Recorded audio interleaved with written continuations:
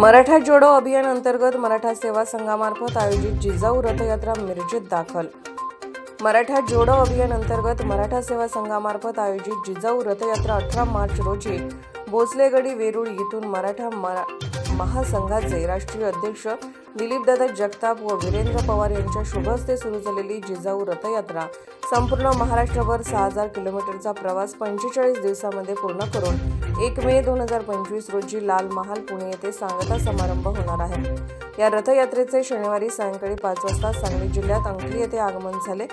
येथून सदरची यात्रा ही मिरजेत राजर्षी शाहू महाराज, छत्रपती शिवाजी महाराज, डॉ. बाबासाहेब आंबेडकर, महात्मा गांधी या महापुरुषांना अभिवादन करून ही रथयात्रा पुढे सांगलीकडे रवाना झाली। जिल्ह्यातील मराठा महासंघाच्या सर्व पदाधिकारी कार्यकर्त्यांनी या रथयात्रेचे स्वागत केले, तर अंकली येथे आलेल्या या रथयात्रेसाठी हजर राहून मराठा जोडो अभियानामध्ये मराठा बांधव आणि भगिनींनी सक्रिय सहभाग नोंदवला।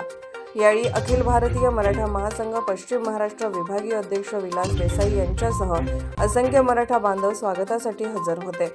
मराठा सेवा संघ संचलित मराठा जोडो अभियान सुरू करण्यात आलेला आहे। आजचा हा 5वा दिवस आहे आणि सांगलीमध्ये या रथयात्रेचं आगमन झालेलं आहे। ही रथयात्रा 45 दिवस सलग महाराष्ट्रामध्ये प्रवास करणार आहे। ही रथयात्रा मराठा समाज आणि इतर तत्सम बहुजन समाज जो आहे त्याला एकत्रित जोडण्याचं काम या मराठा जोडो अभियानाअंतर्गत आम्ही करणार आहोत।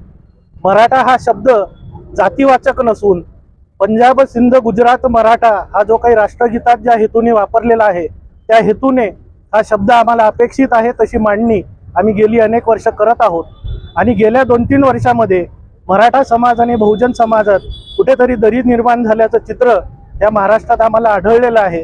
त्याच्यामुळे मराठा जोडो म्हणजे मराठा आपापसात जोडो आणि मराठा इतर बहुजनांशी जोडो हा मुख्य हेतू घेऊन या रथयात्रेचं आम्ही नियोजन केलेलं आहे।